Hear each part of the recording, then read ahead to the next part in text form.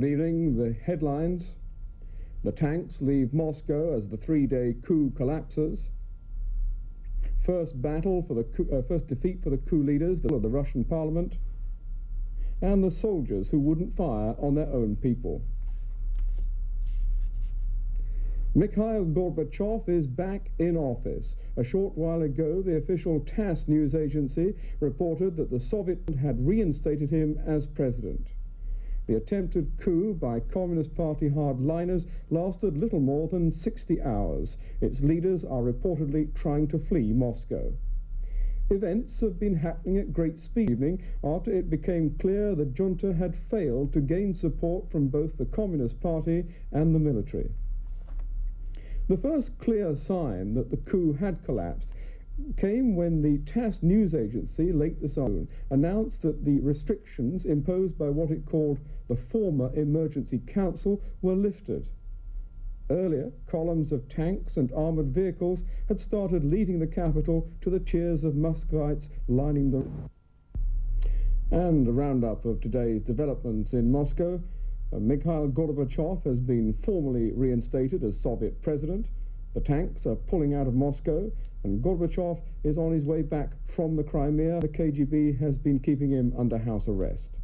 He's been talking on the telephone to American President George Bush.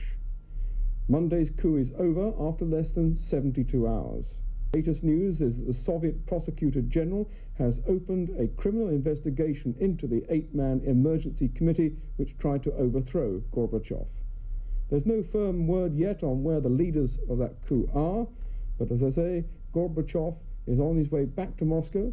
That's tonight's news. Next, the weather.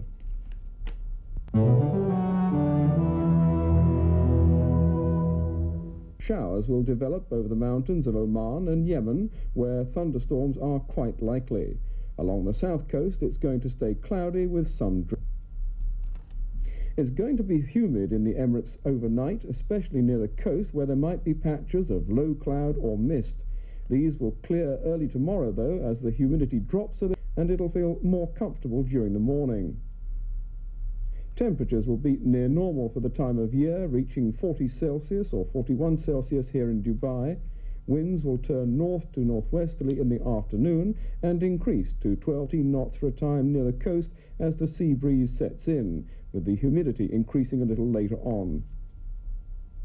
The sea is going to be low overnight and in the morning, with wave heights generally less than 2 feet, or 3 feet at most in Qatari waters.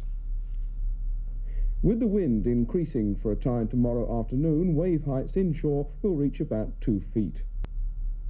There'll be a similar pattern on Friday, with the humidity decreasing in the morning, only to rise again during the afternoon, while temperatures climb to the August average. And for a brief recap, high humidity tonight will decrease to a more tolerable level in the morning, but slowly rise again later in the afternoon.